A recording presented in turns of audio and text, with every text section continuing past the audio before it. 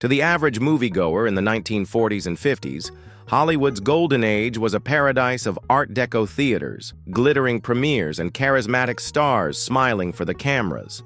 But for those on the inside, the industry was a chessboard, and the most important moves happened far from the red carpet. In plush, smoke-filled offices high above Sunset Boulevard, men like Louis B. Mayer of MGM, Harry Cohn of Columbia Pictures, and Jack Warner of Warner Brothers presided over multi-million-dollar empires. These bosses weren't just businessmen, they were power brokers who could decide the fate of a film or an entire career with a single nod or a curt no. Actors, directors, and screenwriters worked under long-term contracts that essentially made them studio property. This gave the bosses incredible control, but it also made them vulnerable to any disruption in the machine. Every studio relied on a steady flow of hits to cover the losses from inevitable flops. One labor strike, one runaway production, or one scandal could put them in a financial tailspin. The mob understood that vulnerability. Unlike politicians or police chiefs, studio heads couldn't simply refuse to deal with organized crime. They needed what the mob could provide: labor peace, no questions asked cash, and problem resolution services that operated outside the law. The first approaches were often subtle. A friendly businessman would offer to help secure theater bookings in certain cities or smooth things over with a troublesome union leader. A studio head might see it as just another business contact. But behind that handshake was an entire criminal network waiting to expand its influence. It didn't take long before the mob wasn't just skimming from studio profits. They were influencing decisions at the highest levels. Louis B. Mayer was a master of control. As the head of MGM, he didn't just make movies, he manufactured dreams. Under his leadership, MGM became synonymous with prestige, producing epics like Ben-Hur and musicals that defined the American songbook. He had a reputation for running a clean, moral studio. Contracts contained morality clauses, and Mayer often spoke of his studio family as though he were a benevolent father. But behind that polished image, Mayer was as pragmatic as they came. The film business was volatile, and even the most successful studios occasionally found themselves overextended. Lavish productions could go over budget by hundreds of thousands of dollars, a staggering sum in the 1930s and 40s. When MGM needed fast, discreet financing, Mayer knew exactly where to find it. From silent investors who didn't care about on-screen credits, only about getting their money back, plus a generous return. These investors often worked through legitimate-sounding companies based in New York, Chicago, or Miami. Dig a little deeper, and you'd find ties to the Italian-American crime families that dominated organized crime in the mid-century United States. In exchange for their financial help, these backers might suggest that a certain actor, perhaps someone managed by a mob-friendly agent, be cast in a film. They might push for a premiere to be held at a particular theater chain, many of which were mob-controlled. Mayer rarely refused such suggestions outright. He was too shrewd for open conflict with men who could, in theory, cause problems far beyond the studio lot. Instead, he treated it like a negotiation. If they wanted a casting choice, he might give them a smaller role or a secondary contract. If they wanted a premiere in a mob-friendly city, he'd ensure it was part of a larger rollout so it didn't look suspicious. By playing along, carefully, selectively, Mayer kept the money flowing while convincing himself he was still in control. But every handshake deal and every quiet concession gave the mob a deeper foothold in MGM's operations. If Mayer was a diplomat, Harry Cohn was a street fighter. The head of Columbia Pictures didn't just tolerate mob tactics, he embraced them. Cohn's management style was legendary for its brutality. He'd berate employees in public, slash budgets without warning, and fire people on the spot if they crossed him. Those who survived under his rule often said Columbia felt less like a studio and more like a personal kingdom.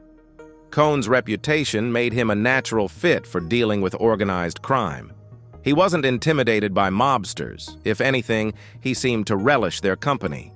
He frequented the same high-end clubs in New York and Chicago that served as neutral meeting grounds for politicians, businessmen, and mob bosses. At these business dinners, deals were discussed over thick steaks and bourbon, and boundaries between legitimate enterprise and criminal activity blurred into nothing.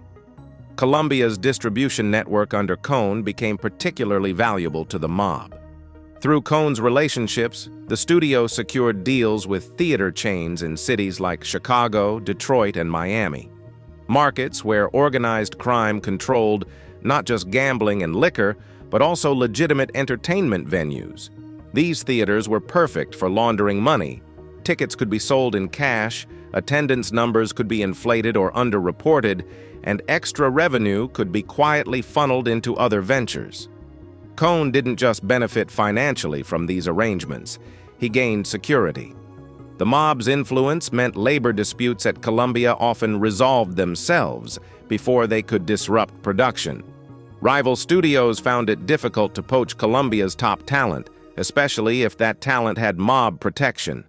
In effect, Cohn had built a symbiotic relationship. Columbia's reach expanded, and the mob gained a direct pipeline into the mainstream movie business. By the late 1930s, Hollywood's labor scene was a powder keg. Union demands for better wages and working conditions clashed with studio mandates to keep budgets low. The International Alliance of Theatrical Stage Employees, IATSE, representing a huge swath of behind-the-scenes workers, became a flashpoint. For a time, the union was heavily influenced by men like Willie Beoff, a mob-connected figure who realized that Hollywood's need for smooth productions gave him enormous leverage. Studios quickly learned that certain labor problems could be solved if they paid the right people. Officially, these were settlement payments or negotiation fees. Unofficially, they were protection money. If a studio refused to pay, the consequences could be swift: unexplained equipment failures, sudden worker shortages, or full-scale strikes that could halt a production for weeks. In some cases, sets were vandalized or materials stolen, conveniently just before a critical shoot. Paying bought more than labor peace. It bought influence. Mob-linked union leaders could slip ghost employees onto payrolls, ensuring steady payouts for people who never set foot on set. Inflated supply contracts funneled extra money to mob-friendly vendors. Every deal cut to keep the cameras rolling also deepened the mob's grip on Hollywood's infrastructure. The bosses knew it was extortion, but they also knew the alternative: millions lost to production delays and the public humiliation of unfinished films.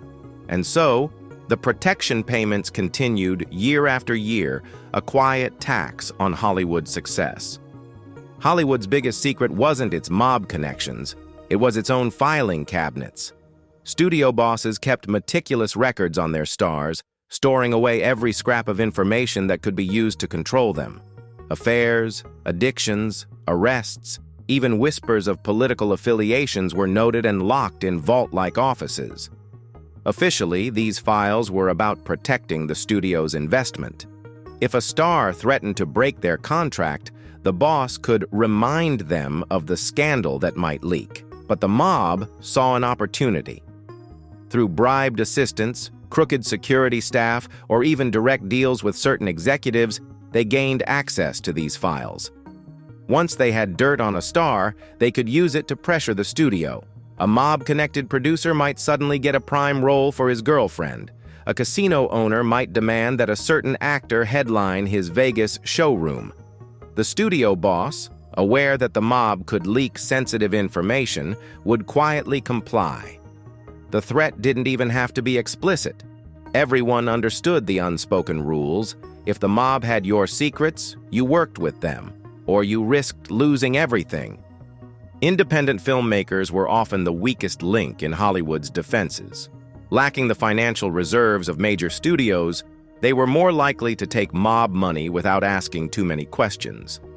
For them, the choice was simple: take the cash and make the film, or watch the project die in development. Mob financing often came with strings disguised as favors.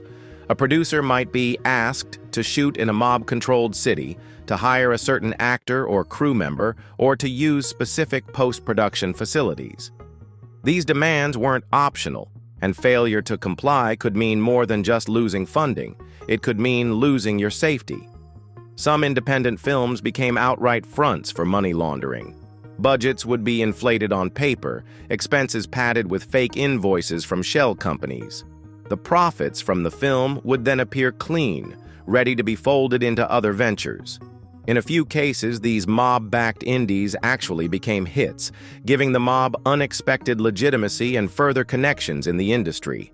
This wasn't just about movies anymore, it was about building influence that could rival the major studios. And for the mob, the next logical step was to connect Hollywood's star power with another booming entertainment empire, Las Vegas. By the 1950s, the mob had achieved what few outsiders thought possible: a quiet but undeniable presence at the very top of the Hollywood food chain. They had money in the productions, leverage over the stars, influence in casting, and control over enough of the labor force to keep or stop the cameras rolling at will. But Hollywood was only half the vision. The other half was glittering in the Nevada desert, lit by 1,000 neon signs. Las Vegas was booming, its casinos offering both enormous profits and a perfect front for laundering cash. The plan was simple in theory, but staggering in ambition: link the two worlds so seamlessly that stars would become regular fixtures in mob-owned casinos, and casino profits would flow directly back into mob-connected films. Tomorrow, we step into that world. We'll uncover how the mob turned Vegas and Hollywood into two sides of the same empire, and how some of the most famous entertainers in history became their willing and sometimes unwilling ambassadors. Tomorrow, the secret plan to control Las Vegas and Hollywood.